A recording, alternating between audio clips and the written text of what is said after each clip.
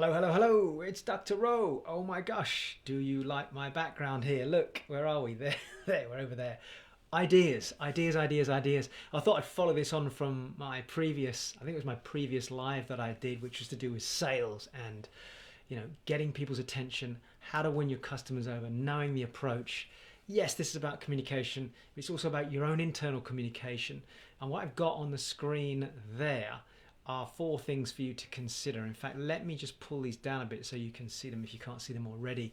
So look, have you ever had a situation where you've got a great idea, you've been thinking about it, and maybe in the past you thought about it, let it go, and then you saw someone come out with a product similar to what you had an idea, and you went, oh my God, man, I was going to do that. I had that idea 4 years ago, 5 years ago, whatever it was, and you never did anything about it. Equally, if you had a situation where you have ideas already and you think it'll be a great product, you're absolutely convinced, but maybe you've done nothing about it, you're dabbling around. This is what I want to talk about, because this is a classic mistake people make, in the sense that they have this idea they think is going to be a great product, and a lot of people go out there, they test it, and then it doesn't work. And it doesn't work for several reasons. So first of all, if you've got a few mates that you've got a service or a product or an idea that you've talked to them about, and they've gone, yeah, that'd be amazing, you'd be really good at that. What I want to say is, don't mistake that enthusiasm. And again, I'll be interested to see if you give me a hands up or whatever to say, actually, I know what you're talking about, Dr. Rowe. But have you ever had an idea where that idea has been discussed with the people around you, and in the process of having that conversation, a lot of people that you know, a lot being 5, 6, 7, 8, 9, 10 people that you've chatted to, say to you, yeah, that'd be brilliant. What a great idea. You should turn that into a product or something that you can sell. My question is it a real product that can be monetized? Can you imagine how that could be done? Is it a digital product? Is it a service? Is it something you're going to make? Something you're going to create? That's the first question. And if so, can it be monetized? And a good way to establish that is to look out into the marketplace and see if other people are doing something similar. Now, that doesn't mean to say it's the only way to monetize it, but if there's an existing precedent already out there, it makes it a lot easier for you to say, okay, there are people doing this, so it looks like it could be monetized. Although just because somebody's doing it doesn't mean to say they're doing it financially successful. Don't make the mistake of seeing an advert on YouTube or on Facebook and make the assumption that it actually works. And I can tell you that from seeing people that have gone off to do trainings and stuff like that. Just because they're doing advertising doesn't mean to say they're actually turning it into a monetized process. It takes a lot of effort to get there, but that's another conversation for another day. Second one is, what form will it take? So how is this product going to show up? Is this a book that you're going to write? People go, yeah, you should do a book on that. Well, let me tell you, it sounds easy, but to create a book takes a huge amount of discipline, a lot of work. I mean, I got coached, physically coached, when I wrote my first book, Turning Point. That's how much work it took. And I had the idea for many, many years, but it took somebody to guide me through it specifically. And in fact, if you want to know more about that, go and have a look at our Seekardo Podcast. We actually interviewed the lady that coached me, and it's to do with creating and writing your own book. Although that's one of the things we talk about on that particular podcast. So what form does it take? Is it a digital product? And if so, what sort of digital product is it? Is it an audio product that you're going to create in your own environment? That's one thing. Or is it a video product? The two are distinctly different and take a completely different skill set. And again, if that's the case, how big is the product? Meaning, is it like a $300 a pound product? Is it a $50 a pound product? Is it a $5 a pound product? Again, that's important, because that's all about your model, your funnel, your sales funnel.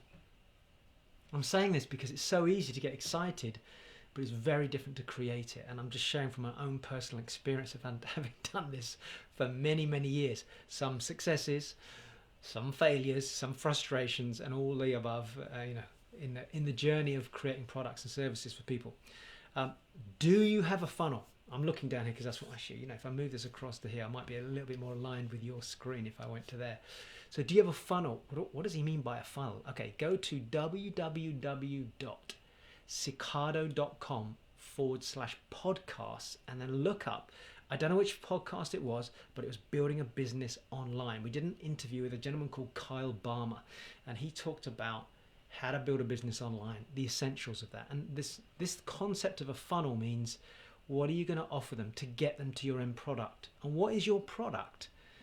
Because you may have a funnel and your idea for your product may be, this is the funnel, right? Free at the top, very exclusive and very expensive at the bottom. The idea you've got right now might be a very exclusive at the bottom part of the funnel. Well, what about all the other things? Or your idea right now might be something near the top, which is a low cost product. And you go, yeah, this is what I want to create. Great. But that's the top of your funnel. That's like free first and a very low cost product. But what's going to follow on from it? Or is that it? Is your funnel literally going to be that and then that? And are you going to get enough volume of sales from that? Because low cost products are usually trust building products to get people to know, actually, this person produces great quality, great content. Can I buy something else from them? So, what is your funnel? Have you decided on that? Because if you don't have that, then you'll just be stabbing in the dark and you'll put a lot of time and effort. I had a conversation with somebody this morning. It was like, oh my God, I just realized just how important the front end sales and marketing are, and the tens of thousands potentially that people put into creating this. And then, as I just got there, where does it fit? Where does your product fit in the big picture for you? Are you going to be a brand, and that brand is all about you and your product is you?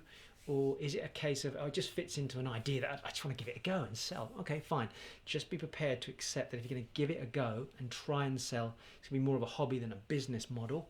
And if you're going to do this professionally as a business model, then where does it fit in the funnel?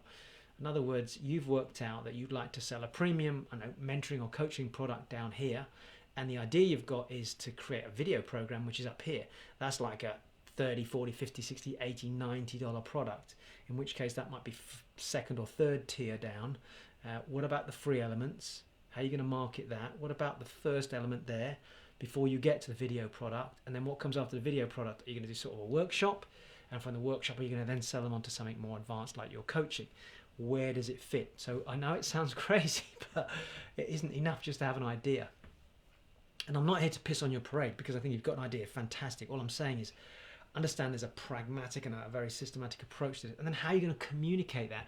Because each one of these elements of the funnel require a different style of communication. This is where the whole CWI program comes in, because you can use, and this is the context of CWI, it fits into so many different areas of business. In this case, you could have a different element of communication for the free product, a slightly more intensive and grabbing content for the middle product, and then you've got a very, very intensive communication process for the lower product here, meaning the bottom of the funnel where it's more expensive. And again, if you're not sure about that, part of the sales process is understanding where you are on the CWI model. And if you haven't taken the test, I'm going to implore you, and you're going to hear me say this a lot over the coming months, go and take the test, www.seekardo.com/test, because the outcome from the test will help guide you in the process of how to sell your product. And it might be, oh shit, I didn't realize this. In fact, we have a whole component in the process which shows you how to sell, but we're not there yet, are we?